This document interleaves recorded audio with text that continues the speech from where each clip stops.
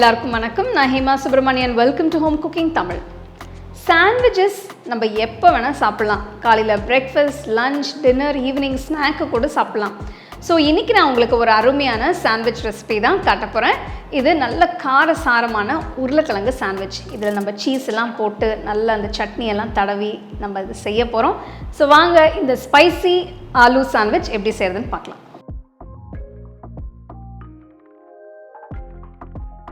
Spicy உருளைக்கிழங்கு sandwich செய்ய அதுக்கு தேவையான உருளைக்கிழங்கு மசாலா முதல்ல செஞ்சுக்கலாம். ஒரு பேனில் 1 டேபிள் ஸ்பூன் எண்ணெயை ஊற்றி 1/2 டீஸ்பூன் சீரகம், 2 பொடுசாக நறுக்கின வெங்காயம், பொடுசாக நறுக்கின 1 துண்டு இஞ்சி, பொடுசாக நறுக்கின 3 பச்சை மிளகாய் சேர்த்து வதக்கலாம். வெங்காயம் பாதி வதங்கினதும் 1/2 டீஸ்பூன் மஞ்சள் தூள், 2 டீஸ்பூன் மிளகாய் தூள், 1 டீஸ்பூன் சீரகத்தூள், 1 டீஸ்பூன் உப்பு, 1/2 டீஸ்பூன் சாட் மசாலா தூள், 1/2 டீஸ்பூன் கரம் மசாலா தூள் எல்லாத்தையும் சேர்த்து 1 நிமிஷம் நல்லா கலந்து விடுங்க. நான் 5 உருளைக்கிழங்கு வேக வச்சு தோல் உரித்து கட் பண்ணி வச்சுருக்கேன். அதையும் இப்போ சேர்த்துக்கலாம்.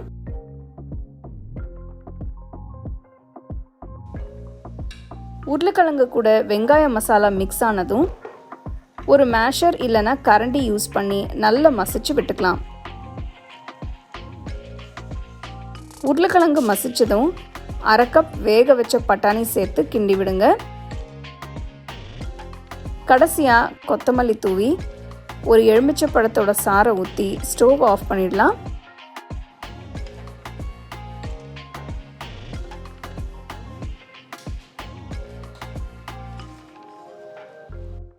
இந்த கலவை நல்லா ஆறட்டும்.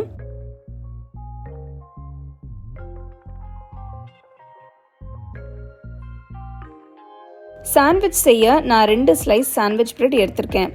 உங்களுக்கு பிடிச்சா எந்த பிரெட் வேணாலும் நீங்கள் யூஸ் பண்ணலாம். பிரெட்டோட ஒரு பக்கத்தில் புதினா கொத்தமல்லி சட்னியை தடவுங்க. இன்னொரு ஸ்லைஸ் பிரெட்டில் கொஞ்சமாக தக்காளி சாஸ் ஸ்ப்ரெட் பண்ணுங்க. புதினா சட்னி மேலே ஒரு ஸ்லைஸ் சீஸ் வைக்கலாம். அதுக்கு மேலே ஒரு லேயர் உருளை மசாலா வைக்கலாம்.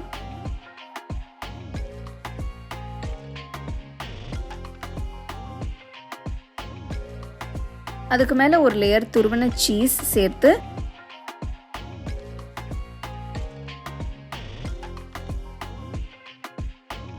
தக்காளி சாஸ் தடவின பிரெட்டை வச்சு மூடி கிரில் பண்ணலாம்.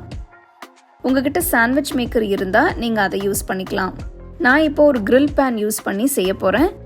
ஒரு கிரில் பேனை சூடாக்கி லேசாக வெண்ணெயை தடவி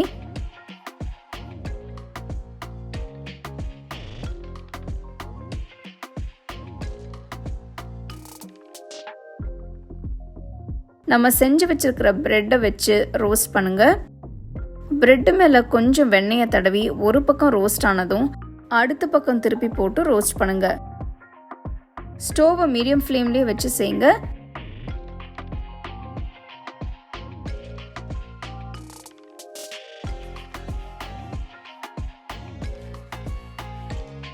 சாண்ட்விச் ரெடி ஆயிடுச்சு. இதை கிராஸாக கட் பண்ணி சூடாக சர்வ் பண்ணுங்க.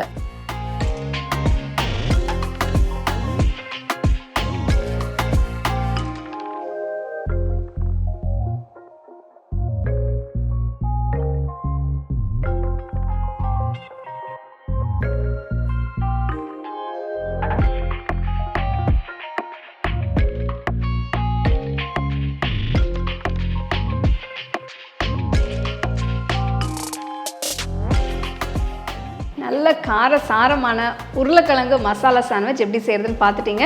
ஸோ இது நீங்கள் சீஸ், கெச்சப், மின்ட் சட்னி இதெல்லாம் போட்டு நீங்கள் சர்வ் பண்ணிங்கன்னா பிரமாதமாக இருக்கும்.